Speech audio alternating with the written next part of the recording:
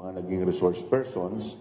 Isa na po dito yung COA, nandito rin po yung samut-saring government agencies, yung PSA, yung NBI, pero ang pinaka naging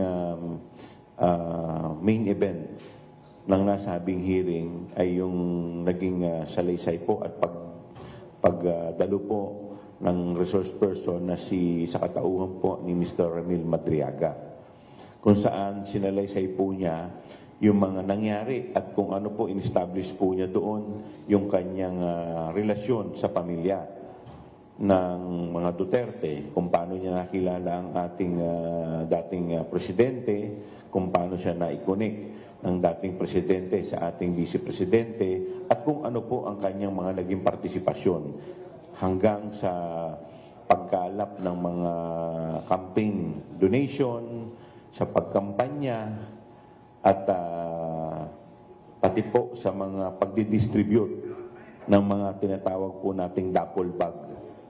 Kung maalala po ninyo doon po sa Committee on Good Government na aking pong pinamunuan noong 19 Congress, ang isa po sa mga naging naiwan na katanungan sa atin or mga gustong malaman ng mga kababayan po natin ay saan po, ano po ang nangyari sa pera?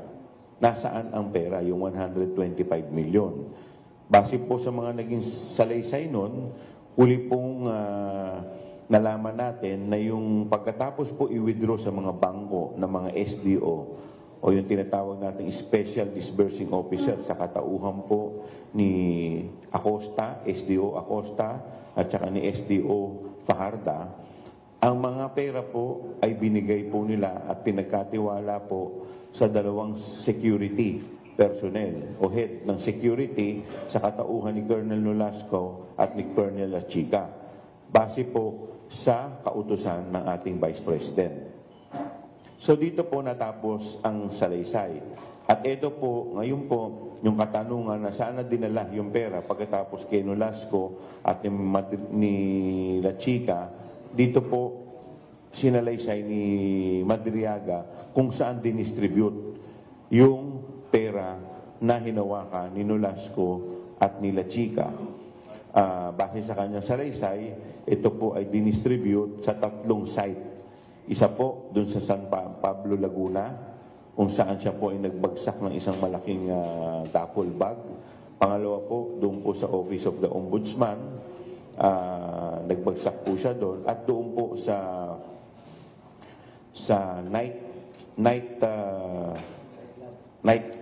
hindi nightclub ang tawag doon. Comedy bar na matatagpuan po dito po sa Quezon City, sa Tomas Morato.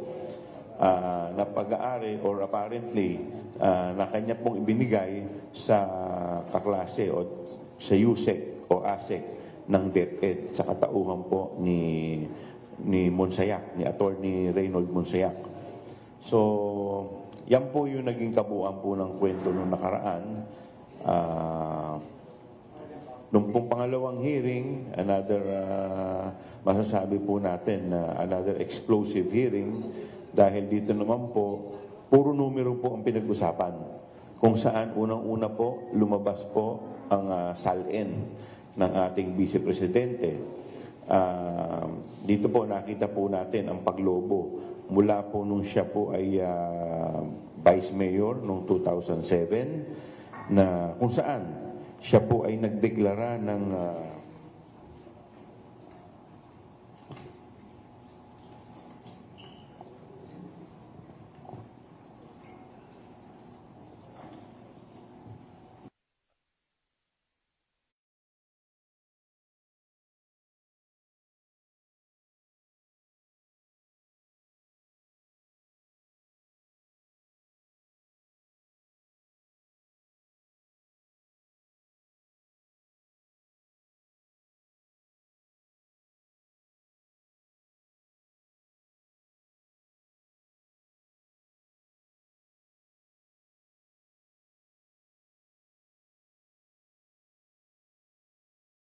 issue po dito noong 2006 hanggang 2018 siya po ay nagdeklara sa kanyang SALN ng cash on hand at saka cash deposit sa bangko.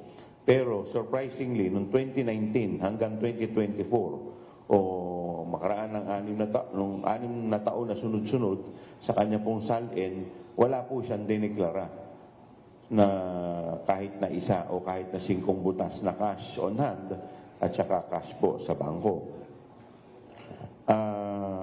Ito po ay sinundan ng salaysay naman ng ating AMLAC Executive Director sa katauhan po ni Atty. Buenaventura, kung saan sila po ay nagsumiti ng kanilang report base po sa inisyu po na sabina ng ating Committee on Justice. Nagsubmit po sila ng report kung saan sinasabi nila dito na meron pong mga covert transaction report at mga suspicious transaction report for the period na 2006 to 2025 ang ating Vice Presidente. At dito po, kanila pong pinakita sa summary kung saan meron pong total na amount involved na 6.771 billion peso. So, hindi po ibig sabihin na ito pong 6.771 billion, ito po yung kabuuan. Ito po ay summary lamang ng inflow at saka outflow ng transaction. Ibig sabihin, kung ano po yung pumasok at kung ano rin po yung lumabas. Base po sa pumasok ng combined ng mag-asawang Duterte Carpio, ay meron pong pumasok sa kanila na 4.425 billion pesos. At meron pong lumabas na 1.554 billion pesos. At meron din pong undetermined na inflow and outflow transactions na nagkakahalaga po ng 791 million pesos. So, ito po at isa rin po sa mga naging testigo rin po natin doon o resource person ay si dating Senator Antonio Trillanes, kung saan siya po ay nagsumiti ng kanyang affidavit. At dito po sa kanyang affidavit, sinasabi niya na ang pamilya Duterte ay nakatanggap po ng daang milyong piso sa kanilang mga bank account, cash deposit.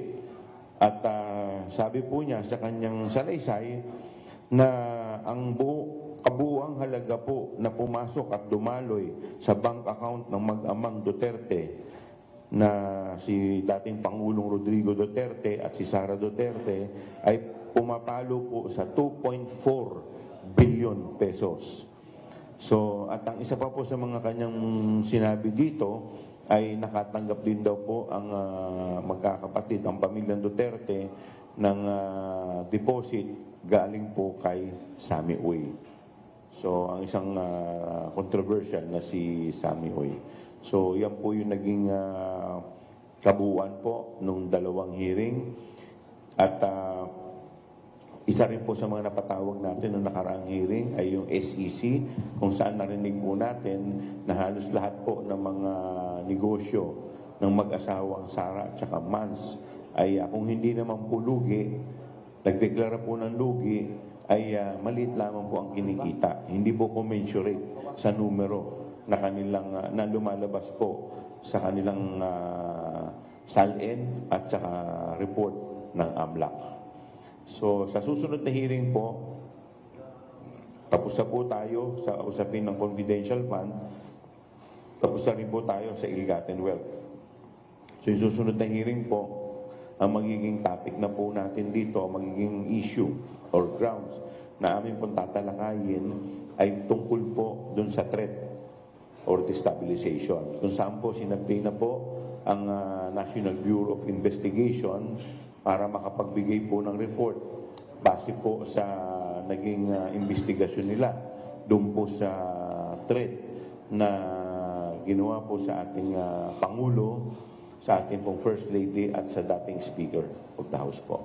So, yun po. Maraming salamat po. Ikaw, siguro, bawas ng ng volume. Ikaw, yung kampo ni Vice President Sara Duterte, tila ayaw sumagot dun sa ginagawa niyang pagdinig. Pero sa labas, sumasagot yung kanilang mga abogado at ilang mga taga-suporta. Ang tanong ko po sa inyo, as a lawyer, dalawang abogado nating panahon dito, ano yung relevance? Ito rin yung tanong ng kabilang kampo nung pagdinig dun sa SALN nitong si VP Sara Duterte, nung panahon, hindi pa rin naman siya impeachable official. Alam po ninyo, kasi ang ini-establish po natin dito ay ill-gotten wealth. Ill-gotten wealth. So, ang ibig sabihin po, yung paglago ng yaman niya. Ngayon, para po makita po yung ill-gotten wealth, syempre kailangan tignan po ninyo yung history. Simula po nang siya po ay pumasok sa gobyerno hanggang sa kasalukuyan na siya po ay nananungkulan bilang Vice Presidente. So dito po sa pag-i-establish niyan, syempre kailangan ma-establish din niya o mapakita niya na yung kanyang mga kinikita ay sapat base po dun sa SALN na kanyang sinumite. So, pero alam po ninyo, hindi lang naman po kasi yun ang na-establish dito dahil nakita naman po natin yung pagtaas nung kanyang ari-arian from 33 million hanggang 88 million.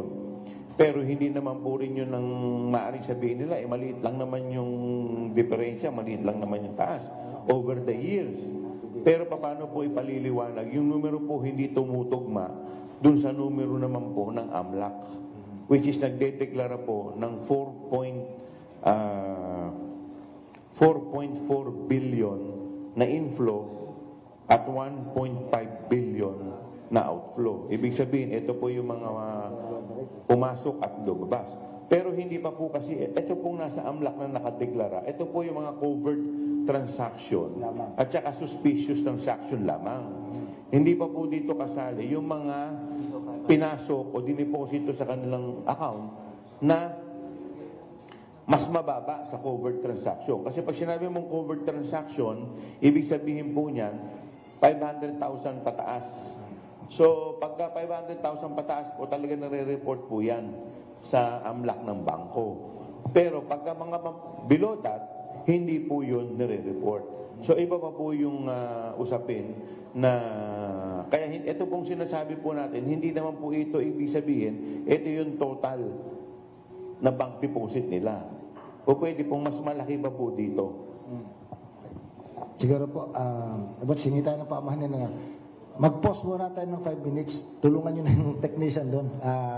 Kasi masama na yung mukha ng mga cameraman, hindi rin magagamit yung voice dahil doon sa reverberation. Sige, bago nyo kami ipakulam, maayusin natin. Okay. Sayang po kasi itong hindi ko nagamit yung video. Kasi yung audio. Nag-echo yan. Tingin ko, sisipatin nyo na kami Okay. Juan, ay malakas masyado. Hello. Saan pa dumadaan?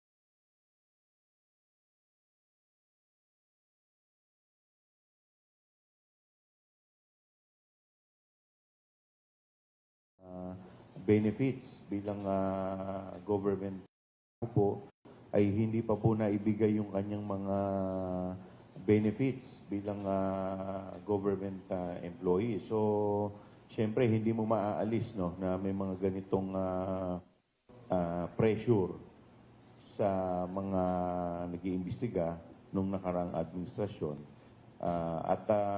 Ito naman po ay kinokorek na netong kasalukuyang administrasyon. Naintindihan po natin yung limitations ng committee sa pagtalakay sa bagay na ito. Siyempre, meron po tayong limitations. But then again, to establish po yung mga allegations natin na may anomalya doon sa mga transaction is one thing. And to prove itong mga anomalya na ito is another. I know it's too early, pero siguro kailangan din maintindihan ng ating mga kababayan na meron po bang idea kayo, personal, o kaya ang komite, insofar as yung detalye? Kasi ang iniintay po ng mga tao, syempre, alam naman natin, tatalakayin ito during the trial, pero sa ngayon po, is it safe to ask you na, may idea na ba kayo? Insofar as yung detalye, kung ano itong mga transaksyon na pinag-uusapan? Well, yung sa pagtalakay po dun sa mga detalye ng transaction ay ilalatag po sa hearing proper, which is a Senate, yun po ay gagawin po yan ng prosecution panel. So sa ngayon po, wala pa pong binoboto na prosecution kung sino po ang bubuo po ng 11-man prosecution panel sa nahaharap po sa Senado. Kasi yan po mangyayari lamang pag ito pong tinatalakay ngayon na impeachment complaint sa Committee on Justice, pag ito po ay napagbotohan na vote ng mga miyembro po ng Kamara at ito po ay inendorso na sa Senado. So pag yan po ay na-endorso na, magbobotohan na po kung sino po ang bubuo ng 11 prosecution panel na haharap po sa Senado. Pwede mangyari yan sa 29, Miyerkules? Ay sa 29 po, ang po pwede lamang pong mangyari ay kung wala na pong iba pa kaming tatalakayin, kung hindi na po mag-extend ng another day for hearing, ang mangyayari po doon, ang pagbobotohan lamang doon ay yung sufficiency in, kung meron pong determination of probable cause. So, pagkatapos po niyan, pag na-determine na po ng committee, magpe-prepare na po ang committee ng committee report at ito po ay ifo-forward sa Committee on Rules. Para ang Committee on Rules po, isa-set po ito kung kailan po ito isasama sa agenda para mapagbutuhan po sa plenaryo ng lahat po ng mga congressman para makakalakip po ng one-third vote. Pag hindi po kami nakakuha ng one-third vote, dismiss po ang kaso. So siguro, let's go to NBI Director Tibag. Teka. Nakangiti yung mga cameraman eh. Ano bang gustong itanong muna kay NBI? Yung sa impeachment? O dun sa mas, alam ninyo. Sige po, Director. Oo, without... Sa ngalan daw ng media, may nagbigay sa akin, itanong ko raw. Unahin ko na kasi kasamahan natin sa media. Meron pong binanggit doon na hindi masyadong maganda. Kung sinabing large lang, matutuwa ang isang lalaki. Pero ang nabanggit at large. Eh sabi naman ng kasamahan natin sa media, hindi raw siya yung Michael Pahati na tinutukoy doon. Nakapangalan naman niya kasi iba daw ang kanyang middle name. Director, ano pong masabi?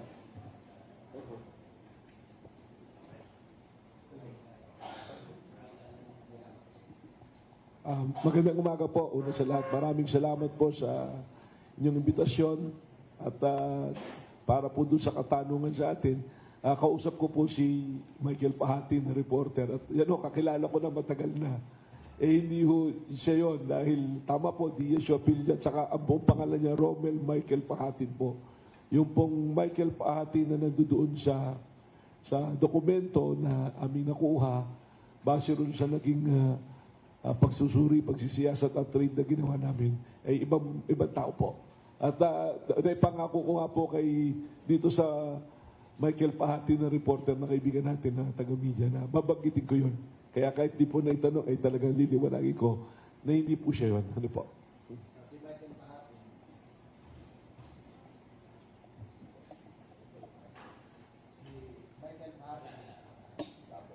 He may be large, but he is not at large. But anyway, kayo po ba'y nagulat? Maliit lang naman ng Pilipinas, ano? So, I suppose, kilala niyo ng matagal si dating congressman, dating Secretary Mike Defensor at ang kanyang asawa. Sa ibang mga pagkakataon, kayo po ba'y nagulat na lumutang o nakita ang kanyang mga pangalan doon sa inyong na-operate na hindi ko alam exactly kung paano i-describe yung lugar na inyo pong pinuntahan? Well, siguro po, to put it in context, no? Liwanagin po natin yung pangyayari na yan. Yung pong lugar na yun, yung Chicago KTV, was registered as a family KTV. Pero meron pong mga report na sa amin na ito ay nagiging pugad po ng prostitusyon at ng paggamit ng ipinagbabawal na gamot. Kaya bilang mandato po ng NBI, ay kami po ay nag-surveillance. For 3 weeks, we are doing a surveillance doon sa lugar na yon. Nagpadala kami ng mga assets namin to personally check kung meron ng mga nangyayari na gano'n. At nung nag-positive po na may report nga na gano'n na meron talagang nangyayari na human violation ng anti-human trafficking law at ng dangerous drug law, nagkasap po kami ng isang operasyon nung Martes po. Martes pa po ito nangyari, pero pumuntok yung balita kahapon dahil pinoses po namin maigi muna. Kasi ang nangyayari po niyan, pag kami may naging nahuli, mapapansin po ninyo, hindi namin inire-report kagad dyan hanggat hindi po namin na-inquest yung mga personalidad na involved. At ganoon nga po nangyari, nung pumasok po kami doon sa lugar, Chicago TV, doon po sa Cliff Point Square, ang tawag dyan, nakita namin that there are 54 individuals na victims po ng human trafficking. Ito po ay rescue at entrapment operation. At hindi lang naman po ang NBI ang dumating dyan, kasama po namin ang social workers ng City of Pasig at naka-coordinate po ito sa City of Pasig. Hindi po ito gawa lang ng NBI o gawa-gawa lamang. Na ngayon, nagkataon na yung Cliff Point Development Corporation, ang chairman ng kumpanya ay si dating Congressman Mike Defensor, ang presidente po ay si Julie Defensor. At yung treasurer, yung anak po niya. Ngayon, kung mapapansin po ninyo, ang sinampahan po ng kaso ay yung asawa at anak niya at hindi po siya kasama. Hindi pa siya kasama. Kasi po, yung Serene po, nakita namin yung dokumento ng Serene na ang nakalagay doon, Serene doing the business style of Blue Hotel. Sapagkat yung Serene, ang presidente at chairman po ay yung asawa ni Congressman Mike Defensor at yung treasurer, yung anak po niya. Meron pong lease contract nga sila dun sa Chicago KTV. Nung tinignan namin po yung mga opisyal at treasurer rito ng Chicago KTV, Cherry Del Rosario, ay incorporator din nung Cliff Point. Meron pong gano'n, may sanga-sanga na interlocking directors, owners, and officers. Ang malinaw po, nung pumasok kami dun sa KTV, malinaw na meron pong nangyayari na sexual trade that qualifies human trafficking. Paano po ba nangyayari yung human trafficking? 3 elemento po yan. Yung pong tinatawag dyan, yung act, yung pong motive yan, sinasabi, at yung purpose. Paano po ginagawa? Recruitment. So para po hindi na natin palawigin, recruitment. Sabihin, nag-recruit ako ng mga kababaihan, magtrabaho kayo rito sa aming KTV na ang tawag na ngayon, hindi na po GRO, Customer, CCA na Customer Care Assistant. Upgrade na po. Ano po? So, recruitment, first element. Second element po, yung may pananakot ba, pamimilit, yun po yung sinasabi ni Congressman Mike Defensor. Wala namang pilitan dyan eh. Pero ang nakalimutan po niya, isa rin sa elemento, kung meron pong fraud, yung pong pagyayaya sa'yo, and they prey upon your pagiging mahirap, kailangan mo ng pera, kakausapin ka, customer care assistant ka, pero gusto mo bang kumita ng extra? Oh, meron tayong bisita rito, may gusto sa'yo eh. Kasama po yun na element. Hindi pong pilitan lang, uy, makipagtali ka dyan sa lalaki na yan. Kasama po na element yun. At ano po ang ending, ang purpose? Sexual exploitation, prostitution. tatlong elemento ng human trafficking pasok po. So meron po, hindi po ba? Saan nangyari? Doon po sa KTB na Chicago, na tama po. May lease contract with Serin Development Corporation. Yun po yung sa ground floor. Nung pinasok po namin dyan, merong hagdanan papuntang second floor at nung umakyat kami, yun na po yung Blue Hotel na pinapatakbo ng Serin Corporation na ang presidente at chairman ay ang asawa niya at ang treasurer yung anak niya. Anong sabi po ni Mike Defensor doon sa interview niya kagabi doon sa isang istasyon? Matagal nang hininto yan, 2019 na. Pero nung tinanong, sino pinagpasan, hindi nila masabi.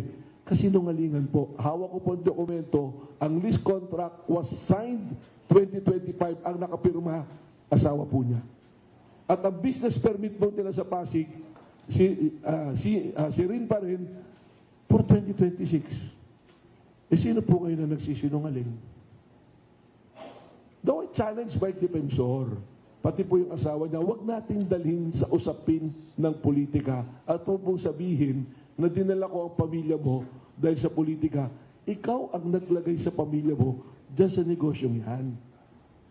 Just to give you a background pati, nung amin tinitrace back ang history, ang pangalan pala nito ay Beneto Luna, yung KTB, at yung Taas Luna Hotel na nagsimula noong 2017. Napansin ko, nung kami pumasok doon, nakalagay pa nga rin yung mga tropilo na Beneto Luna. At may aquarium. So, all the elements of human trafficking was there. Ngayon, ito po ba'y politika? Sila po ang magsabi. Hanggat maaaring nga, kung hindi naman involved, hindi naman po namin isinasabi. May mga binanggit po nga silang pangalan na wala doon sa dokumento, hindi namin isinama muna sa kaso. Bakit po? Dahil ang NBI, mag-iimbestiga muna kami. Hindi muna namin sinama yung Cliff Point Development Corporation dahil malinaw doon sa lease contract ng Serin at ng Chicago, sila yung magkakausap. Yun nga lamang, nung amin na pong iniimbestigahan, mas malinaw ngayon na may interlocking directors, interlocking owners, interlocking officers. So, sabihin, alam. Tsaka, kung mapansin nyo yung interview ni kagalang-galang Mike Defensor, alam na alam niya yung mga operation eh. Sabi nga niya, marami pang ibang club dyan, but ito lang yung pinapasok, politika to. Well, nagkataon nandiyan dyan gay. Huwag nating ilihis na gawin natin politika. Trabaho po ng National Bureau of Investigation na hulihin at padalagutin ang mga lumalabag sa batas. At sabi niya, puro politika daw ang inaasikaso ng NBI. You check my track record from February 23 until today kung ano yung mga hinuli namin. Meron po kami mga hinuli, violation ng USAID, ng lab scam, mga foreigners po na nagbabiolate ng immigration law, naghahanap buhay dito ng illegal. Pati nga po pagtitinda ng dog meat ng mga Vietnamese, sinuli namin. Yung mga peke po na anti-rabies, sinuli po namin. In my more than 50 days po dito, i-check niyo po yung track record. This is yung sinasabi po ni former Congressman Mike Defensor is very unfair to the men and women of NBI and the law enforcement. Huwag po nating insultuhin yung ating mga kasama na nunungkulan. Ako ngayon ang magsasabi, kung may personal ka sa akin, dahil iniisip kong pinupolitika kita, huwag nating idamay yung mararangal na nunungkulan sa National Bureau of Investigation. At lahat po kami doon, ginagawa naming marangal yung trabaho po namin. Hindi po kasalanan ng NBI na yung asawa at anak mo ay mapasama sa kaso dahil inilagay mo sila sa hanap buhay na kailangan mo ipapadagutin. Yun na lang po. Ito na lang, balikan natin ha. Number 1, sabi niya 2019 naminto na. Nung tinatanong kanino pinasa, wala. Under the rules of court, the best evidence rule is the document unless you prove it that the document is fake. Galing po ng SEC. Galing po ng City Hall ng Pasig. At hindi lang po NBI ang pumasok. Nakita niyo po yung video, may kasama kaming media para masiguro na walang abusong mangyayari. At kasama namin ng CSWD. Nakipag-coordinate po kami sa City of Pasig. Nakipag-coordinate po kami sa Barangay Ugong. Nandun po yung mga barangay officials. May body camera na nakakabit. Ando doon po lahat. So ngayon po, siya ang nagdadala sa politika. May mga sinasabi, 1,000 employees na nawalan ng trabaho. Huwag natin pagsamantalahan yung ating mahihirap na kababayan na ipasok sila sa illegal na gawain. Because kami po, bilang nanunungkulan sa gobyerno, ang mandato po namin proteksyonan ang bawat isa nating kababayan. Uulitin ko lang po, sabi niya wala namang pilitan nangyayari dyan eh. Lalaki po ako. I'm reading between the lines. Ang iniisip niya siguro kung saan pumapayag yung mga babae na dyan. Pero ang nakalimutan mong elemento, Congressman Mike Defensor, is through fraud and machination na in-encourage mong gumawa ng isang prostitusyon yung tao, that is human trafficking. So, dadagdag ko lang po, last na. Yung drugs naman po, nung nakita, yan po, plain view yan. Pagpasok namin doon sa private room, nakalatag sa lamesa yung droga. At pumapasok pa lang po ako sa pintuan, na ang layo, nandoon po siguro yung pinakang-private room, amoy na po yung illegal na droga.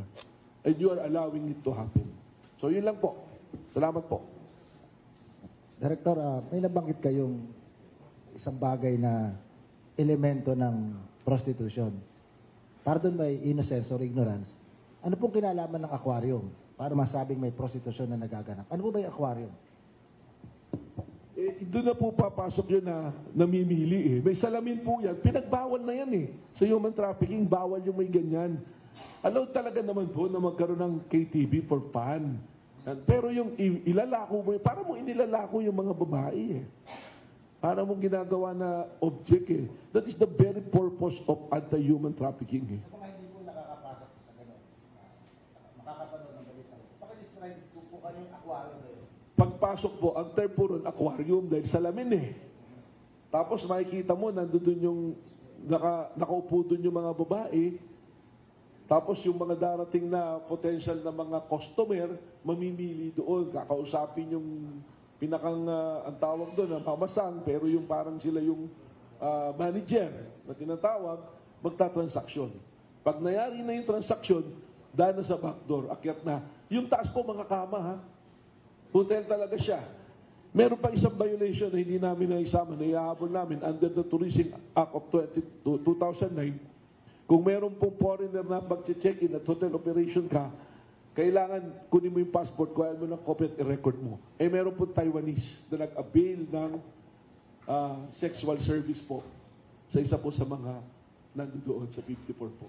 Yung 54 po, kaya po nag-announce din ako, sinabi ko dun sa mga nag-social media na huwag ibandera yung mga pangalan ng mga 54 na victims because they are rescued. And under the anti-human trafficking law, pag ginawa mo yan, you are also liable. And we are investigating. Kami po ng CSWD ng Pasig, galing po doon sa nangyari na yan. Kung sino man yung nag-leak ng mga dokumento na yan, ano po. Okay lang siguro yung mga akusado, there be the inquest, yung mga nakalagay kaya at large yun, because they are the officers when we check the documents. So, pinail po namin yun. Meron bang minors na na-discover doon sa Well, KTV? upon validation po, doon sa mga ID ni Present, wala pong minors. Pero sa NBI po, we will dig deeper. Kasi dali pong kumuha, so we're checking kung may mga peki pong dokumento na ipresenta. Tama, maganda po yung tanong nyo, bakit kung may minors, if one of them is below 18, automatically, qualified na po yun na human trafficking. Pero yung kaso lang po mismo ng human trafficking, that is a non-bailable offense po. Isa-subject po ba sila sa yung mga biktima, matawag doon? Yung check-up, baka nagtataglay na sila ng mga hindi kaaya-ayang karamdaman na nakuha doon sa kanilang ginagawang paglilingkod sa kalalakihan. Well, una po, meron kaming behavioral science department sa NBI. If they want to avail of it, they will avail of it. But ang care po niyan, we will endorse it to the CSWD of Pasig. Pero, speaking of that, kung isasabit naalala ko lang sa pagsusuri, saan kayo nakakita ng KTV bar may mga pregnancy test na kailangan mag-pregnancy test muna yung babae bago makapasok. Ibig sabihin talagang ginawan po nila ng ecosystems to do prostitution. So, nakakalungkot po to. I will not wish it to any family na ma-involve, masama sa ganitong kaso. Pero kami po mismo sa law enforcement, we are also, our hands are tied, kailangan gawin namin. Marami po siya tinuturo lugar, then I encourage him, samahan niya kami. Ituro niya sa amin kung ano yung lugar pa na may ganyan at sasalakay po namin, i-rate po namin. Director, speaking of lugar, ang alam natin yung base dun sa nakalap natin mga impormasyon, ang unang branch nitong KTV na ito ay dito sa Quezon City. Kasama ba ito sa iniimbestigahan po ninyo? At operational pa ba yung branch nila dito sa Quezon City as we speak? Well, sa una po sa lahat naman po we monitor everything. We follow leads, we follow reports. So kung yan po naka-report sa amin, hindi ko na lang po sasabihin kung how we do it. We are protecting po yung integrity ng operation. At the same time, the safety of our operative officers. So ganun po yung sistema namin yan. But it's an assurance to everyone, to the public, that ang NBI po, magtatrabaho kami ng parehas. Wala pong kulay ng politika. Hindi naman po ako nasa politika. Nasa law enforcement po tayo ngayon. What I want to promote is law and order. Ngayon, ako naman po, nandiyan na yung kaso eh. Huwag niyong dali sa social media yung usapan. Calling out my name, sasabihin ako mismo, si Atty. Melvin, si Atty. Matibag, sabi ng asawa niyo sa statement, edi sagutin natin. O nung in-interview si Congressman Mike, ngayon na lang, I'm pointing out. Sabi mo, 2019 huminto na. Why do you have a business permit ng 2076? At bakit yung lease contract niyo with Chicago ATV 2025? Kung wala na talagang operation, dapat wala na yan. Eh, ang sasabihin ko, ano mo bang susundan natin bilang investigador? Congressman, alam din nila yan. Nasusundan natin. Dokumento. Kung ano yung nangyari.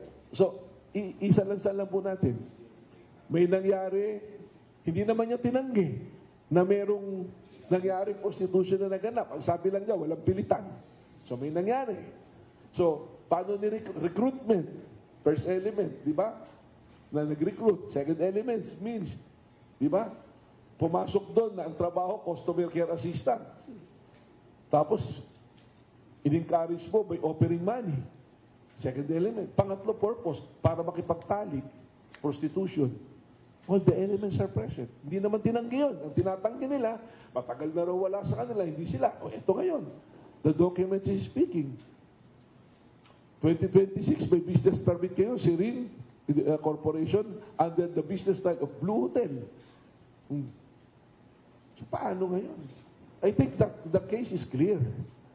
Director, ang estado nila ngayon, yung hindi nahuli, ang tawag ay at large. Anong ibig sabihin nito? Aktibo pa silang hinahanap o hihintayin pa yung arrest warrant? Hihintayin po yung arrest warrant kasi hindi po sila nahuli. Kung sila po yung nandun sa lugar at official sila, pwede po nating isama. Pero they have to respond. At sa akin nga po, may mga nakadetain po, yung mga nagtatrabaho ron na nahuli namin at identified. Nag-statement na rin po yung mga victims eh. Tinuro na yung mga managers at identify kung sino yung na-availan ng sexual service noong time na yun, ang gabi na yun. So, So, walang you plan bail to file a case against former congressman. We are looking at the ties of the Clean Point Development Corporation, tsaka siya, kasi interlocking nga, if we have sufficient evidence to prove na isang grupo talaga, isang operation, we will not hesitate to include him. And anyway, he is challenging na siya na lang yung kasuhan. So, we are checking on that. Kung dapat siyang makasuhan. Okay. Director, kanina, may natutunan ako sa paliwanag ni Congressman Chua nung sinagot niya na maaring yung pinag-uusapang potential crime ay hindi saklaw ng panong impeachable pa, yung isang impeachable official. Ang sagot niya, kasi ini-establish yung record, yung kasaysayan kung bakit nagkaroon ng ganito ganoon.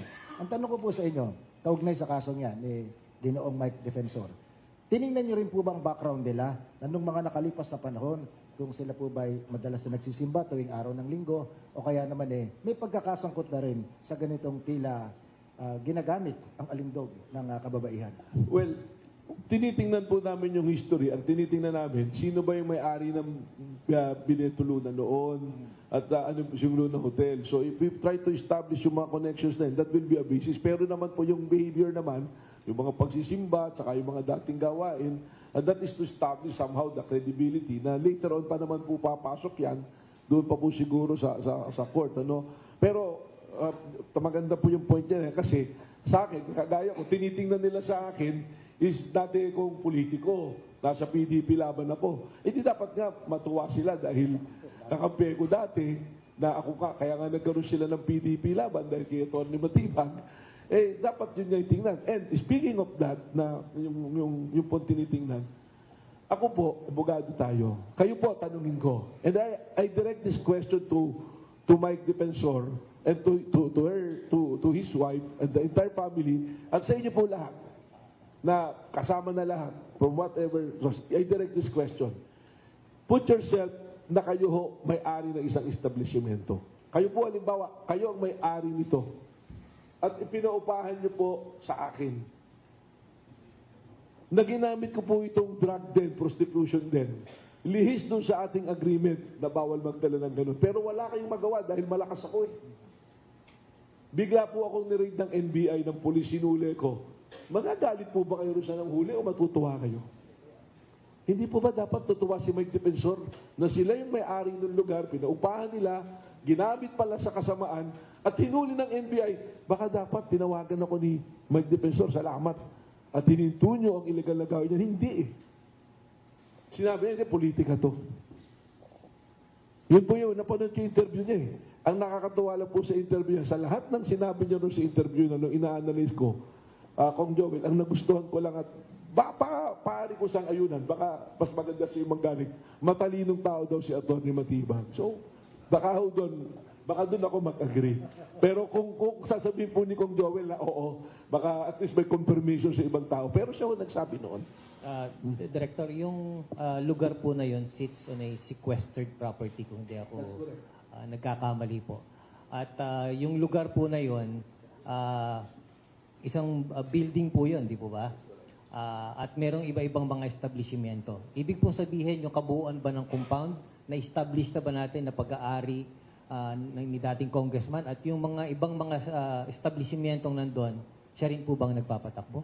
Yun na po yung sinasabi niya. That is tinatawag na Cliff Point Square, na Cliff Point Development Corporation. Hindi ko maintindihan yung sagot niya nung kayo ba nagpapaupa? Para lang may ilihis na siguro. Sabi, hindi, gobyerno nagpapaupa niyan. Teka muna. That is government sequestered by PCGG, but yung Cliff Point Development, na ikaw ang chairman at pamilya mo mga miyembro, kayo ang umuupa. At pinasablish nyo, nagtayo kayo ng mga establishment. Tama yun. May 7-Eleven, may Korean restaurant.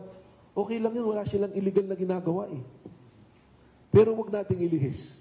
Congressman Mike, please, wag nating ilihis to. Wag nating sabihin na politika ito. Ang hirap po ng paliwanag eh. Sagutin mo lang, elements. Meron ba? Ulitin ko ulit, paulit-ulit na po tayo ha. Tingin mo ba mayroong human trafficking? Ano ba yung elements? Diba? Nag-recruit. Diba? Kinumbinsi nyo para sumalang sa prostitution at makakuha kayo ng bayad. Hindi naman niya tinanggi. Now I challenge Atty. Mike and his wife, itanggi ninyo. Sabihin nyo na walang nangyaring ganon. And next, sabihin nyo, wala kayo kinalaman, but the document speaks for itself. So, maganda po yung tanong nyo kasi issue rin po yan na aming titingnan ngayon dahil apparently there is an information from the local government na ayaw na silang bigyan sa susunod ng permit because they cannot show already the extension of the lease contract between PCGG, the government, and this corporation. So, it's about time to be reviewed. O, ito na naman, baka sabihin, inaalisan na ng hanap buhay. Alam naman natin, pag nagdenda ang kontrata, kailangan i-renew mo at ang contractual obligation mo is always mutual. That is agreement of both parties. Wala pong pilitan. Walang pilitan, walang pananakot, walang fraud or machination. Alam po natin lahat yan. Ano po? So maraming salamat po. Director, yung ganitong sa pagkakaalam natin, simple pagkakaalam, ang ganyang prostitution din, nag-ooperate yan, parang, again, ang ating knowledge nagmumula doon sa raid ng mga pogo sa Pampanga at saka doon sa Tarlac. Merong armadong component, may bantay. May nahuli po ba kayo, mga bouncer ba ang tawag doon, mga security personnel? Mabibilis nga po, sa totoo, yung mga bouncer, nung nagpasok kami ng raid, nawala na lahat eh. Gusto ko sana nga ma-interview, makuha lahat. Isa lang yung security na aming na-interview doon. nakuha namin.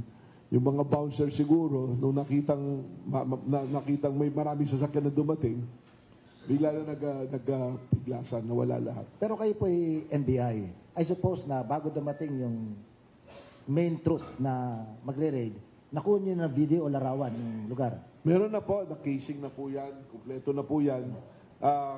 Kaya rin mga naka-bodycam nga po, at saka nagsama rin kami ng media to make sure na walang abuses na mangyayari. Kasi I'm sure, with the complication, pwede palabasin na nag-abuso kami. Kasi nakita ko nga po yung statement ng PDP na Gestapo-like daw. Nagsalita po yung attorney na, sino nga to? Si Attorney Topacio na inabuso raw. Hindi ko masyadong maalala. Malaking tao yan si Attorney Topacio, pero minsan nagtataka ko parang maliit yung pag-unawa niya sa mga pangyayari. Ano po, no? So, Gestapo like daw, kita nyo naman po yung video, kayo humusga kung may pag-abusong ginawa ang mga NBI po. Ano po? Yun po, so kung nakunin ng larawan bago dumating yung raiding team o yung casing, build up, bago kayo umatake, o nag-raid, sorry, hindi umatake, meron po narinig kasi na para daw mukhang dating Marines, yung mga security ron. May mga impormasyon kayong ganon? Ang balak po namin mag-issue ng cyber warrant para ma-check po natin yan. Ano naman po ngayon yan, nasara naman yan. We are being held by the local government of Pasig na i-secure po yung area. Ano po. So ilan po yung mga security na nakatakas? Ang nakita ko sa labas, mayroong mga nakaitim na ron, na nawala bigla, parang mga 3 or 4 yan eh. Pero yung isang nakabarong na nakabantay mismo rin sa pintuan, yun, nakausap namin. Pero medyo may edad na. May edad na yung isa. So, parang na. Ini-interview naman namin, tsaka nagpa-follow up po kami dun sa mga impormasyon ukol sa kanila. Director, sa next hearing ng House Committee on Justice, kayo po ang kaharap? Ako po, kasama po yung mga nag-imbestiga nung panahon na ako'y wala pa po roon. Can you tell, ano yung pwede niyo i-reveal dito ngayon na without preempting yung sasabihin niyo sa Wednesday? Una po sa lahat, the National Bureau of Investigation at that time conducted investigation on that matter, yung sa threat po na ginawa ni Vice President Sara kay Presidente Bongbong at kay First Lady po at kay Speaker. So, inimbestigahan po yan. Including po yung mga yung digital po, yung mga pronouncement po na nasa social media, tiningnan po yan. And alam naman na po natin that there was a case filed by NBI before the National Prosecution Service of DOJ.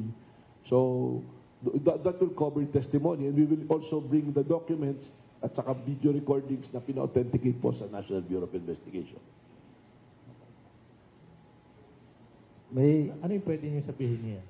Well, una-una, yun nga po, we filed a case sa National Prosecution Service with DOJ because ang findings po ng ating investigating team at that time is there was really a violation of the revised penal code sa grave threat at saka po inciting to sedition, pumasok din po. Yun po yung findings ng ating pong investigating team noon po. Sige, bago magtanong natin kasamahan sa media, pagbigyan ko nito, media rin po nag-message eh. Magkano daw po yung sinisingil at yung may diskwento sa mga senior citizen? Yung kay yung sa Chicago yun. Well, nagre-raise po. Ang sabi nga, iba-iba po may nagsabi may 5,000 pero parang yung findings, parang yung 5,000 parang tip lang daw yun eh. Pero parang ang totoo daw ng mga presyo, 15 to 20,000, depende paano po. Mga high-end na kotse po yung nasa labas eh. Nung pinasok po namin, special plates pa. Yung mga quadruple na numero. Tsaka, medyo high-end po talaga. Hindi naman ito yung club na nandyan lang sa tabi-tabi, sa Abinida or sa, sa Cubao. No insult meant to those area, Pero ito, exclusive eh. Kailangan mong dayuhin. Kung ikaw nag-jeep lang, medyo malayo lalakarin mo para makarating ka. Pawis na pawis ka na. So, ando doon po siya. Exclusive siya na lugar. Kaya nakakapagtaka rin na may hotel, parang wala namang mag-check-in doon. So talagang yung binabanggit po ninyo, nung yun ay Bineto Luna pa at Luna Hotel, mukhang that setup was there doon pa man. Opo, complete service na. Kumbaga sa, sa drug din, kumpleto na yung serbisyo. Pag binili mo yung droga, kumpleto na yung paraphernalia, pati lugar na gagamitan, meron ka na. Balikan ko lang po, Director, yung sa usapin ng impeachment. And again, without any intent of preempting your testimony on the 29th during the hearing. Gusto lang po naming malaman kung iniimbestigahan po ng Bureau itong usapin na ito, yung pagbabanta di umano ng pangalawang Pangulo. Dumating ba tayo dun sa punto na natukoy natin kung sino yung sinasabi niya na kinontrata niya, na isagawa yung kanyang plano? Well, una po sa lahat naman ng papasok sa NBI na threat or anything to anyone, not only the President or any official, sa lahat po, pag pumasok, i-investigahan po namin yan. And we can do that po to proprio, no po. So, nung sinabi po yan, may mga investigation at least po na tinitingnan. Of course, as of now, hindi naman po na-identify. But that's one angle also, na kung may ganun, kailangan investigahan, ano po. Sa katunayan, nag-submit naman ng counter-affidavit doon si Vice President, at meron din siyang complaint. We follow that lead also. Tinitingnan din namin. Kasi meron siyang binabanggit na Oplan Romanov, na sinasabi na Romanov, yung parang sinasabi. So, tinitingnan din po namin yun. Tinitingnan din namin yung mga nagbasa po kami ng mga reports, social media, lahat, postings, na nagre-request pala siya na mag-jogging doon sa loob ng Batasan Complex at that time. And there was a lead na sinasabi na pag nag-jogging siya ron, there will be an attempt. So lahat po yan, tinignan po namin.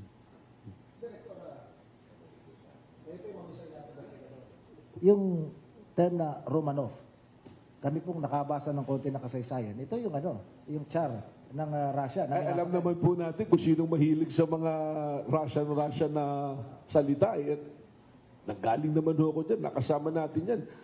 Hindi ko nga makalimutan yung mga salita pa na, I have crossed the bridge of Rubicon. And from this point forward, there's no turning back. Alam natin naman yun eh. So kasama po sa tinitingnan natin yan. So may interpretation po kayo as a law enforcer and an investigator dun sa paggamit ng term na Romanov as a description of what she will do. Meron po, pero I'd rather keep it muna sa akin hanggang di po natin na-solidify yung ating pong mga juries. Alam niyo po, tayo sa law enforcement, may mga hunch tayo na tinatawag. At saka, we go back doon sa mga pinagdaanan natin at nagiging basehan po natin ang ating investigasyon at mga operasyon. So, meron po, pero I cannot give the details yet. Ano po? Ay, yung mga gusto magtanong sa ating kasama sa media, sige. Pakilakasalan ng boses para marinig natin. Sige. Hi, good morning po, Director Rolando Nang from Manila Standard. Director, okay lang po ba kung tanong about your comment dun sa mga pinagsasabi ni Congressman Lizor on the other sources na interviews na binigay sa kanya? Kasi, would you assume, based on his rhetoric, na guilty siya or yung family niya based on mga statements niya na patungkol dun po sa involvement niya dun sa KTV bar at sa hotel mismo dun sa... Well, unang-una po, kami ni Com Joel, para sa kaming lawyer, merong rules yan eh, no? Pag general denial, walang kwenta yan eh. That's the weakest argument. Tsaka yung dinideflect mo lang, sinasabi mo, politika yan. What I want to hear is sabihin mo, walang human trafficking dito. At pangalawa, hindi kami ang may-ari niyan. So, wala akong narinig na gano'n. Ang narinig ko lang, personal, politika to, kasi maingay ako sa politika, at bakit pamilya ko sinasama. Those are all weak arguments. You appeal to the emotions of the people na pwedeng isipin ng tao, talaga naman si NBI Director, ba't nga naman sinama yung asawa at anak? Una-una po, hindi ako ang naglagay sa asawa at anak niya dyan, sa sitwasyon na yan. Sila po ang naglagay sa sitwasyon na yan. Sinundan lang po namin ng ebidensya, sinundan lang namin ng dokumento, kaya nandun po yan. At any rate, may due process po tayo. Nasa piskal yan. Sumagot po kayo dyan. Huwag po ako ang sagutin nyo na sagutin natin sa social media. Because the more you say na politika yan at namumulitika ako, kayo po yun ang bumukhang namumulitika, hindi po ako. Okay, next question po. Follow up po, Director. Meron naman pong post ang ibang mga DPS vloggers, Attorney Hiram Lopez, na kung saan pinost nila na may ace daw di umano si Pangulo at well, do you have any plans to investigate on those vloggers? Actually, it's ongoing. The investigation is ongoing mula pa noon, no? In fact, I created a task force specifically to address this. So, that is always the problem. Magsasalita sila, magpepedal ng fake news. Pag inimbestigahan ng authority, sasabihin, pinupolitika, ginagamit yung ahensya para sa politika. So, what do we want to do? Lawlessness na lang, wala tayong susunding batas. Hindi tayo dadal sa proseso. Pag inimbita ka ng isang ahensya, hindi ka pupunta. Tapos magsasalita ka sa social media. Just like what's happening in Congress. Iniimbita, hindi mo pupuntahan. Pero busy ka namang magsalita sa social media to defend yourself. Meron po tayong batas. May sinusunod tayong batas. We follow the law. Kami po ngayon, nag-file ng kaso. Actually, ang sabi ko naman sagutin nyo doon sa Office of the Prosecutor. Doon natin malalaman. Hindi yung sabihin natin, kung kayo po prosecutor at ang depensa, politika lang yan, wala pong makikinig Ang titingnan po ng piskalya at ng korte, testimony. Sino tumistigo? Doon sa mga 54, nag-issue po ng affidavit yan. Documents, inisyu ng SEC, inisyu ng local government of Pasig. Those are real copies. Yung mga circumstances, ano nangyari talaga doon? So, pero silang argumento, politika yan. Last question po to Congressman Chua. Congressman, would you care to give a comment po pa sa mga nasasabing mga abogado ni Vice President Sara Duterte and her company na nagiging fishing expedition na raw po ang mga recent hearings sa House, given the fact na parang sa tingin po nila ay doon pa lang kayo nangangalap ng uhulma ng mga ebidensya ng mga bank records, transaction, ends laban po sa Vice President. Would you give a comment on that? Unang-una, under sa aming rule section 7, we are allowed to issue compulsory processes and to gather additional evidence. So maliwanag po sa rules namin yun So para ito pong ginagawa po namin, this is akin o ibig sabihin, ito ay parang parehas po sa preliminary investigation. Kung saan ang complainant at saka yung akusado o dito po sa kaso po nila, respondent, ay pinapayagan na magsumite ng mga ebidensya. So until now, maski nga po sila magsumite po sila ng ebidensya, tatanggapin din po namin kahit na hindi naman po nila inattach dun sa kanilang answer at cautelam. So, dito po, lahat po dito, bilang parte po ng due process, lahat po yan binibigyan. At saka, unang-una po, ito pong pinag-uusapan po natin ay accountability. Ito po yung pinakamataas. Nakalagay po ito sa atin sa Ligang Batas. Public office is a public trust. So, pinag-uusapan po dito ay pera ng bayan, hindi naman po pera ng hindi po niya pera to, hindi po pera namin. Pera po ng taong bayan ang pinag-uusapan po dito. Salamat po. Mani. Director Mani, sir, prior to the raid, were you aware na yung property na yun, yung PTV na yun, somewhat related sa mga defense? What we know is, yun nga, yung Cliff Point Development, they own the compound, yung Cliff Point Square. Pero, nalaman namin na yung involvement nila dun sa KTV, nung nakita na namin yung dokumento after the raid. Sa totoo, someone sent me the lease contract. Attached dun yung articles ng Cliff Point, which we validated, at ng Sirin, which we validated from SEC. So, mas dumali lang yung trabaho namin kasi may nagpadala na sa amin ng dokumento. Sige po.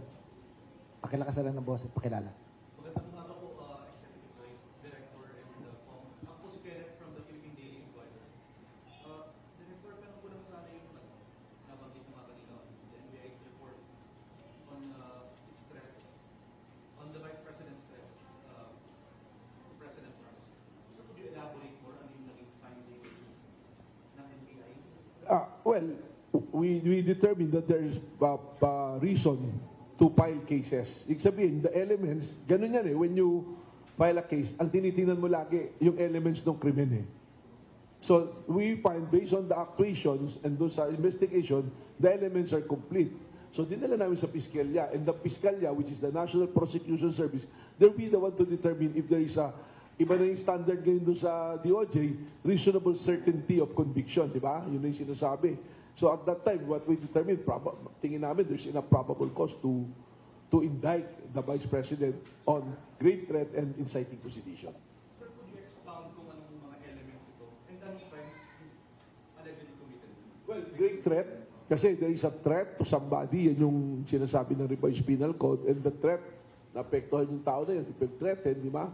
Na may pangyayari na ganun, at saka yung actions na nga, yung actual threat. So, ando doon lahat yung mga elements na yan. And in fact, the difference is also is, you're threatening somebody who is not an ordinary person. So, it goes all the way to may national security component na yan. Doon na pumapasok naman yung inciting to sedition.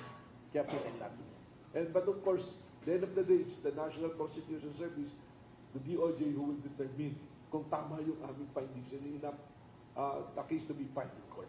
Sir, may leads na po ba tayo kung sino nga yung allegedly contracted by the Vice President to assassinate the President? Well, it's a continuing investigation. Hinahanap pa rin natin. What we know, ito sabihin namin, sa findings namin, that is something na ginawa niya, not spur of the moment na parang sasabihin na ano lang siya, metaphor lang siya, hyperbole lang. That is planned, actually. So, alam namin na meron talagang kinausap, but we want to find out who is that person. That's why, ang atin pong presidente, we are always alert when it comes to sa mga threat. Meron po the other day, habang naka-live yung event, nagsasalita si presidente, nag-post na COVID doon, nabarilin na yan. So we're following it up. Susundan po namin yun. Nakakatakot po kayo yung sitwasyon natin. I think si Kong will agree with me. Parang nag-iba yung situation natin eh. Parang it's so easy to say, barilin mo yung taong yan, patayin mo yung taong yan, di ba? Kunin mo yung ulo ng tao na yan. Tapos nagsasabihin lang, this is all metaphor. Wala kaming intention. But if you will investigate and look at the behavior and the pattern, mukhang hindi to ordinary metaphor. That is actually a threat. And they're trying to rally people behind them to do something that is bad, that is illegal. And we at the law enforcement will not allow that to happen. Do you still consider yung mga remarks ng Vice President, I think last year, yun na yung threats, do you still consider it a threat? I think, yes, kami, we will treat it seriously. Any threat sa presidente, parang nauso yung bomb joke, di ba? Kahit nagbibiro ka, pag pumunta ka sa airport, bawal yan. We criminalize it, di ba? The Congress criminalize it. Because look what happened to New York, yung 9/11, di ba? So, lahat yan.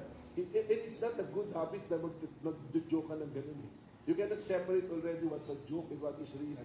Especially ngayon, yung mga crimes can easily be done or can easily be encouraged to be done because of the social media.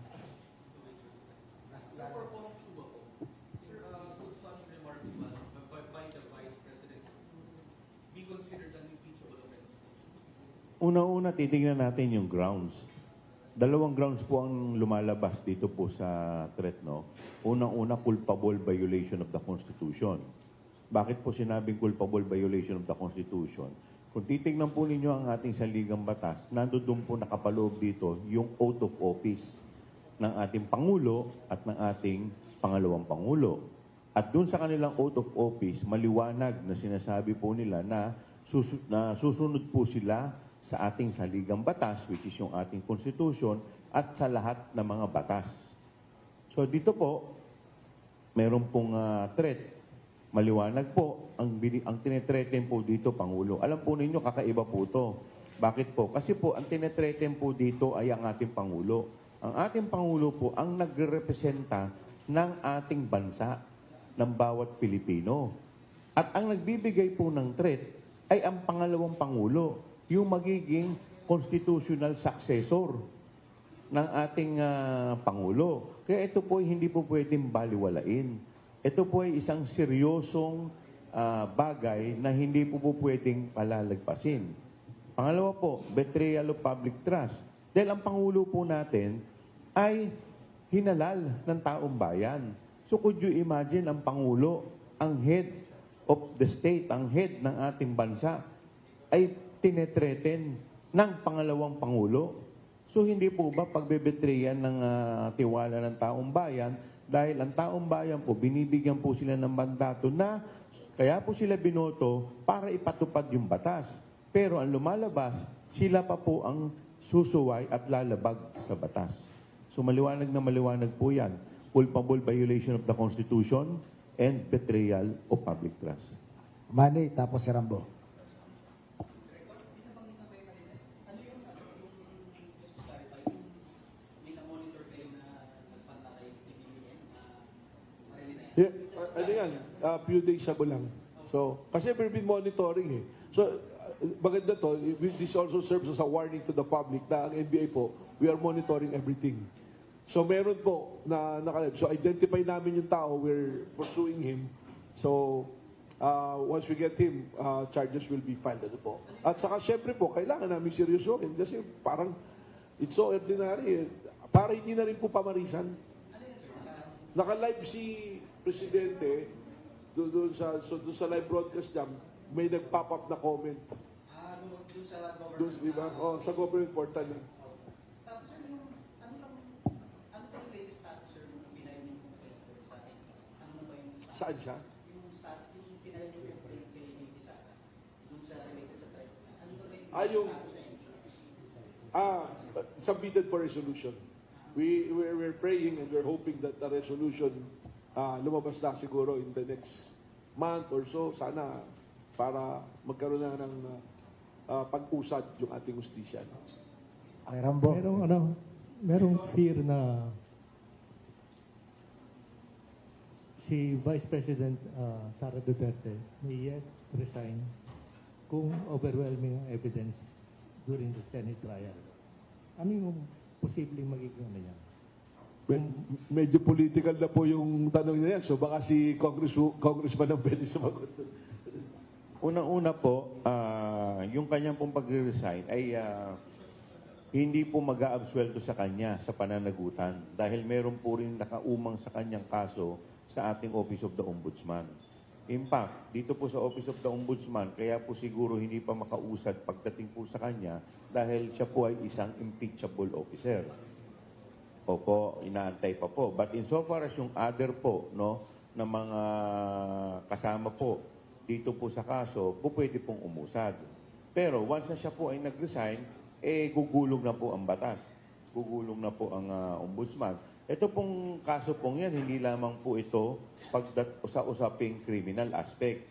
Dahil yung sa Office of the Ombudsman, meron din po itong kaakibat na administratibo. So at doon po sa administratibo, po pwede rin pong maglabas ng perpetual disqualification. Pero just the same, ang impeachment po kasi, ang penalty po niyan dalawa. Removal at perpetual disqualification. Wala pong kulong yan, yung impeachment, para po sa paglilinaw sa ating mga kababayan. Pero dalawa po ang penalty niyan, removal at saka perpetual disqualification. Kaya kami po, sa party po namin, ako po naniniwala, kahit po siya mag-resign, dapat po yung issue po o yung sa usapin po ng perpetual disqualification ay dapat din po yan na sagutin o desisyonan. Kasi ang magiging prayer po dito, once na ito po ay inendurso na sa Senado, ang isa po sa mga prayer dito ay perpetual disqualification. Dapat po yan ay resolbahin din ng Senado. Director, nabanggit nyo meron kayo man na parokyano. Sa tingin nyo, marami ba maliban mo sa isang, kay Manis ba kung hindi ako talaga, kay Manis na Opo. Actually, 4 po yung identified namin doon na foreigners. Isang Malaysian, 3 Taiwanese. Pero yung pong ating mga kinasuhan talaga, yung mga alam natin na identified na involved, nag-appeal talaga nung service. Meron po kasi may mga nag-iinom lang talaga, nandoon lang. So hindi naman po natin kailangang isama doon sa kaso. Ano po. Pero yung 54, we rescue every day, all of them. Tapos yung identify po ng mga managers na sila'y nakipag-transact to do the sexual act, yun po, sinama po natin sa kaso. So, ang sinasabi po sa amin ng mga tao doon sa labas, na mga doon din po, mga tenants doon, sana nga daw Biyernes o Sabado namin na-raid at baka mas maraming nahuli. May mga binabanggit po din si Congressman Mike na marami daw nagpupunta roon, mga political or what. Doon ako nagtataka kasi alam niyang may mga nagpupunta pero hindi alam niya may nangyayari. Ano po? nabanggit nyo rin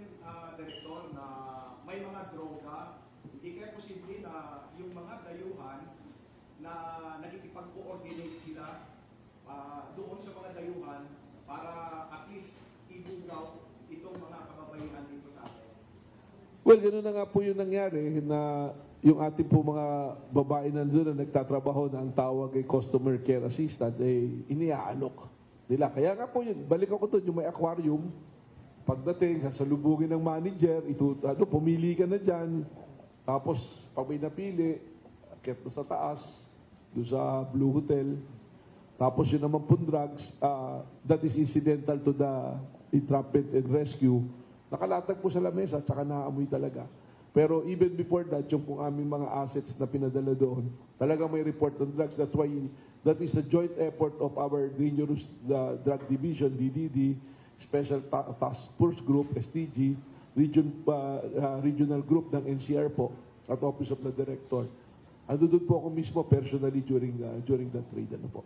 Last lang po para sa akin, Director. Yung drugs po, party drugs, o anong klase? It's a kush po. It's a high-end marijuana po. Actually, kung makita niyo po yung recording ng isang media man doon, nung ini-interview siya, tinatanong, talagang high na high siya.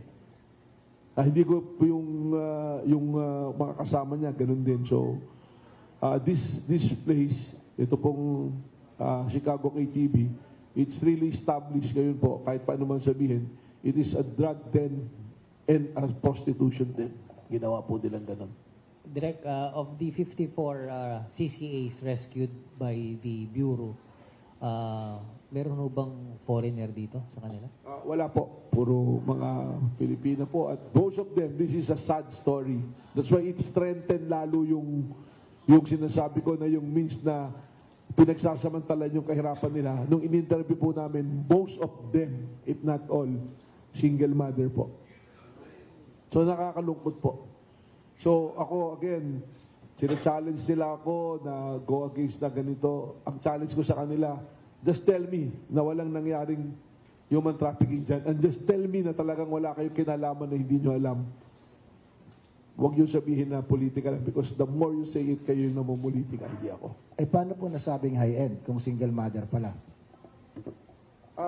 What do you mean na high-end po yung club, yung lugar? Yung pong mga CCA, kasi niresearch ko po kanina lang, 5 seconds ago, na pag tinuring palang high-end, yung mga first class, Well, hindi naman po malalaman ng mga customer. So kasama na yun. Baka kung gusto po ng mga naging customer doon, kasuhan nila ng istapa po yung yung pong Chicago dahil may misrepresentation. Ano po?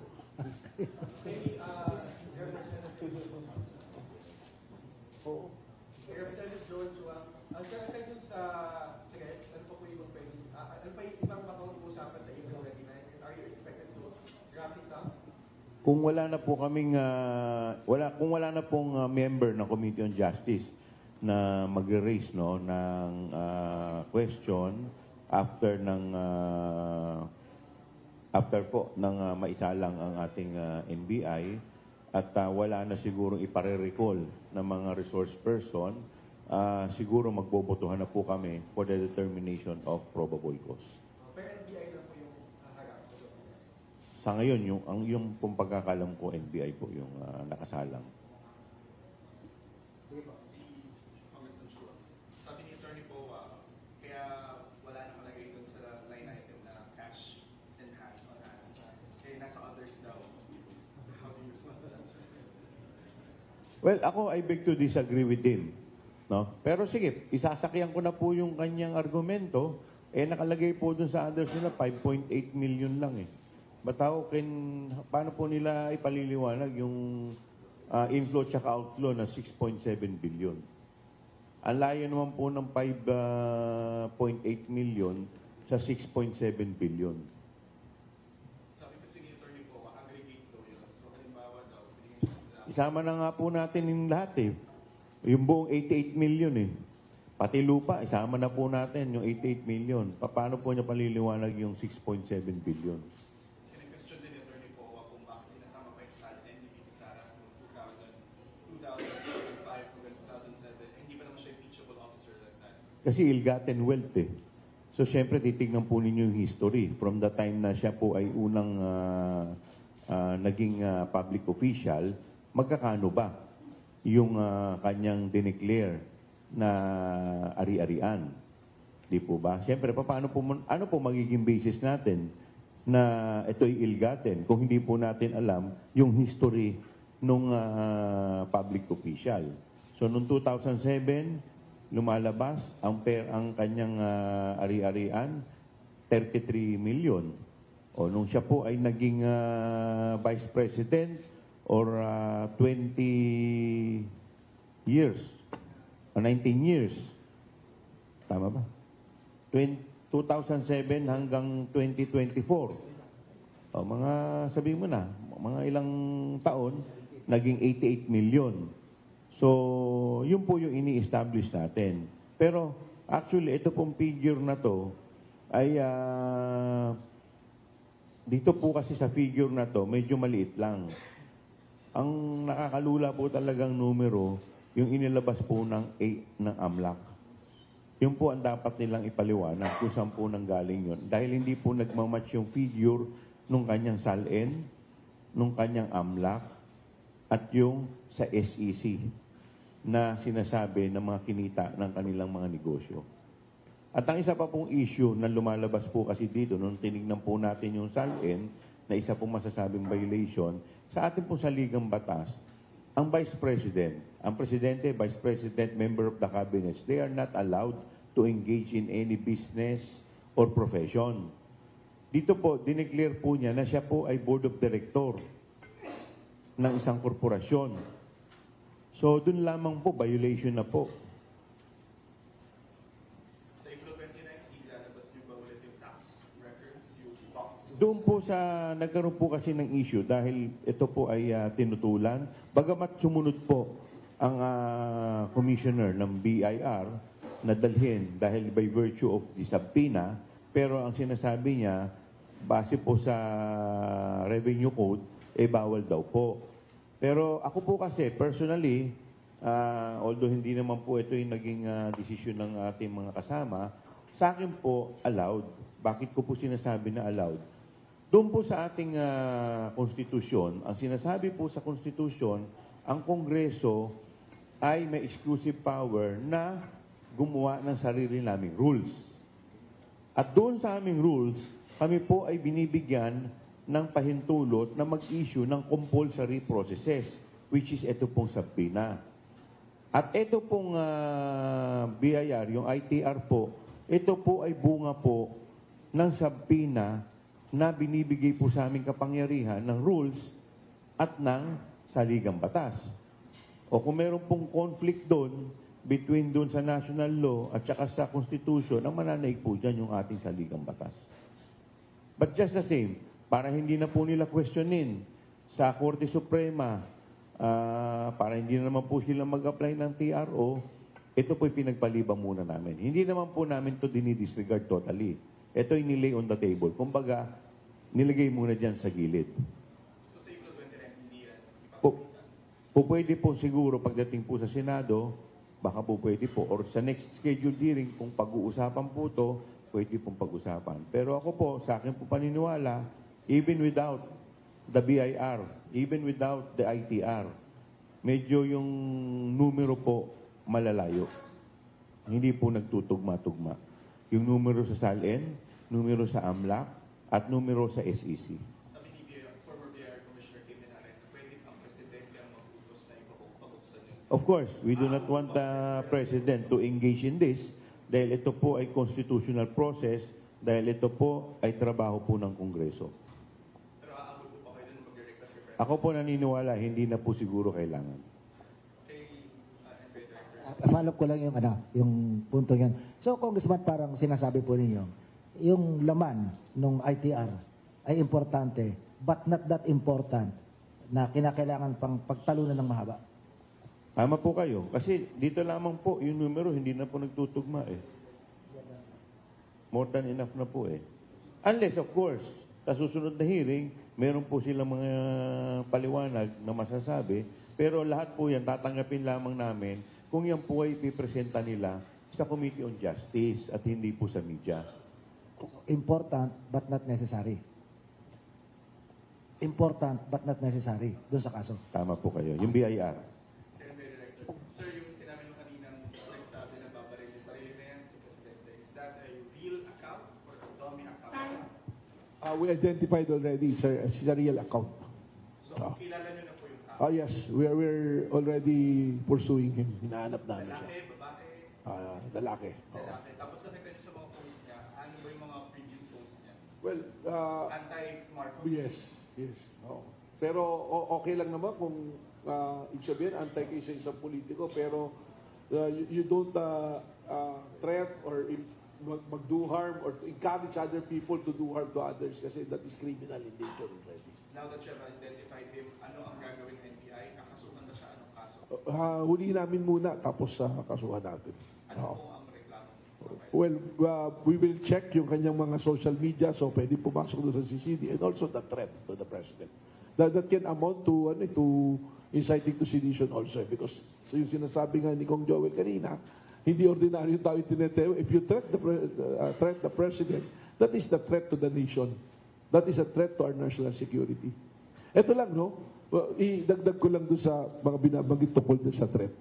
Can you imagine, in other jurisdiction, let's say sa Amerika, sabihin nyo lang, yung vice president, halimbawa, sinabi, nag-hire ako ng papatay para patayin si Trump. Tingin niyo yung Secret Service, hindi kagad dadamputin yun. And that happened also in the Philippines. You remember a public school teacher na nag-threaten kay Pangulong Duterte noon? Hindi ba hinahanap talaga at kinasuhan? So, let's not be double standard in implementing the law. Pare-parehas na po. Sa bata ng batas, pantay-pantay po tayo. So, and don't, ang appeal ko sa tao, kasama na si Congressman Mike, huwag sabihin na yung NBI, tsaka si Atty. Topacio na rin, kasi abogado naman siya, at malaking tao siya, sana huwag namang maliit yung pangunawa niya, no? Na sasabihin, wini-weaponize ang NBI para magharas. Hindi po tayo ganun. Pumunta po kayo sa NBI kung may reklamo rin kayo, puproteksyon na namin kayo, imbestigahan natin. Kung ganun po yung magiging pananaw natin sa law enforcement, wala na pong pupuntahan yung mga tao, wala na pupuntahan yung bayan po natin. Ano po? Safe to say may man na dito sa lalaki. There's a team that pursuing him. Ano ang pagkatao ng lalaking ito? Magsasaka, guro? Hindi pa po natin na-establish yun. Basta, at saka I don't want to give so much detail already kasi meron nga tayong inahabol nga natin yan. No? Sa Facebook, sa YouTube, saan ba siya nag-comment? Doon sa live live ng Facebook yan Oo. Habang nagla-live si Presidente. Kaya actual yung threat. Kasi nasa labas ang Presidente. Expose siya. That is an event. And you say, barilin mo. Hindi ba? So may bigat yun, sir. May weight yun. Kasi nasa labas si Presidente. It's different kung nag-post ka ng of course, it's still a threat. Pero this one, nasa labas ang Presidente doing his job, his day-to-day job as the President, tapos magpo-post ka ng barilin mo, what if one lunatic na badlin ko na nga to. Grabe, barilin Di ba? So, hindi yung threat order. It looks like a threat and an order at the same time. Di ba? Hindi natin alam sinong kausap din itong tao na to. That's why we are after him. We are after him. Kasi yun yung nakakatakot kasi ngayon. We have leaders now na easily they will say, kukunin ko ulo ng Presidente. Gagantuhin kayo Presidente. Na nagiging, na lang, na ginagaya ng mga tao na akala nila it's okay to say these things. Hindi po dapat ganyan. And we at NBI, we will make sure that law and order will prevail dito sa bansa po natin. Huwag nating ibayin yung standards natin, ano po. Hindi po pwede na ganyan. Sige, Manny. Kasi ba? Okay. Kahit na may if na statement yun, if kung ako yung ipapapatay, nag-hire na ako napapatay, kahit na considered as threat pa rin. Yes, consider as threat. Paano ngayon, let's say na ganito, kung siya, namatay siya for whatever reason, di ba? Na wala namang kinalaman yung presidente natin, walang kinalaman yung first lady, walang kinalaman si Speaker Martin, di ba? And there's one fanatic, parang kulto. Sabihin, hindi namatay sa sakit yan, pinatayan. Kaya patayin natin din yung mga tao sinabi niya. And that should not be the standard. Siguro we have to decency sa atin And everything na lang na may ginagawa yung mga law enforcement or like even the Congress, kung may ginagawa na mandato nila, na hindi kaaya-aya sa kanila, tingin nila na hindi pabor sa kanila, sasabihin, pinupolitika sila. Hindi po ganun. Ang NBI po, we are not a political body. Hindi po kami binoto dyan. It so happened, I am appointed by the President, but when I was appointed, there is a mandate directed to me. And I sworn to that mandate. And you check the records kung ano yung ginawa natin. Huwag sabihin ni Mike the Defensor na mahirap ang bayan ngayon, ang inaasikaso, hulihin yung ganyan, ang daming ginagawa. Look at the performance of NBI since February 2023. Yung mga usai, kinuli po namin. Yung mga lab scam, yung mga dating POGO na nag-convert into scam hub, hinuhuli po namin.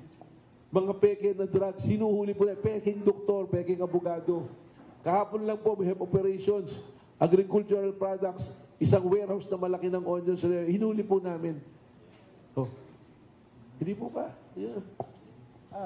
Director, may bagay po kasing naglalaro pa rin sa isipan ko.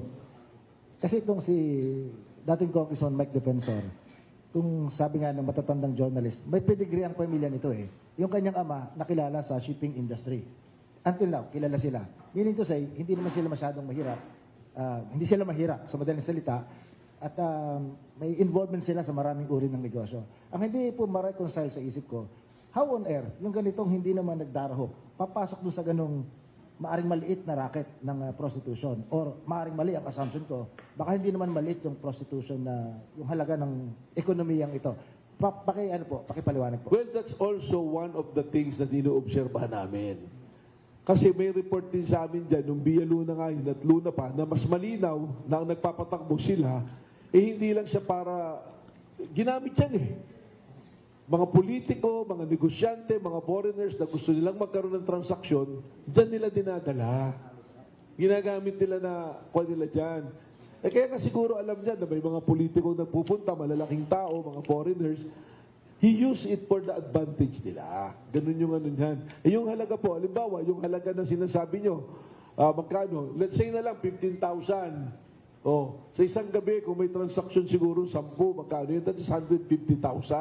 Alisin mo na siguro yung 50,000 kasi may mga report doon ang napupunta lang pala doon sa mga babae, 5,000 hanggang 10,000 lang. Mas malaki pa yung cut ng operator. O di, can you say 100,000 a day? That's already 3 million a month. Magkano ang rental doon sa lugar? 600 pesos per square, 187 square. Magkano lang? Di mo ba? But more than that is the advantage siguro doon sa mga katransaksyon. Okay, nabanggit niyo yung Director, hindi ba dapat kabahan dito yung mga may term yata dyan eh, honey trap. Yung naging kaibigan sa pamamagitan ng transaksyon doon, na maaring pag-imbita, hindi po natin alam, kabahan ba sila na baka somewhere, somehow, dadating ang araw, pwede silang ma-blackmail? Ang problema po ni Congressman Mike Defensor, kung meron siyang ginawang gano'n ng mga hindi niya na pwedeng ilabas because that will be a declaration against his interest. Then ibig sabihin, talagang meron doon at alam mo. Hindi po ba? Kaya hindi na rin siguro kakabahan yung mga pinicturean niya siguro doon or binidyo niya. Siguro po. Director, prime property po yung pinag-uusapan natin at the heart of Pasig City. Alam po natin yung value. Nasa mandato po ba ng NBI para alamin natin sa ating pagsisiyasat kung papaano na-acquire ang property ito ng kanilang pamilya at disadvantageous ba yung pagkaka-acquire?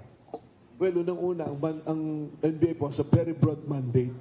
Basta meron pong tingin natin na krimen na ginawa dyan, whether it's corruption, racketeering, estafa, killings, kahit ano po. So, dahil binabanggit niyo po yan, pwede pong silipin yan. At lalo na may report yan sa amin ng local government na matagal na palang nawala na dyan siyang hindi na makapag-present ng disagreement. And it's true, the prime property, dyan po yung istasyon ng subway. At napakaganda po ng location na yan, napakamahal na ng lupa dyan. So I think, ako po, I will make recommendation to the Department of Justice because PCGG is under Department of Justice to review the terms of the agreement between Cliff Point Development Corporation and PCGG. Total, binabandera po ni Congressman Mike Defensor na ang nagpapaupa dyan, gobyerno, para ginagamit pang palusot na hindi kami nagpapaupa, gobyerno. Totoo naman sa gobyerno ka umuupad. But yung Cliff Point Development Corporation mo, nagsabli siya na nagsabli. Ikaw na nga mismo nagsabi, may 7-Eleven, may Korean restaurant, yung Sirin, umuupa doon sa clip point. So, andun po yan. Makikita po ng NBI lahat yan.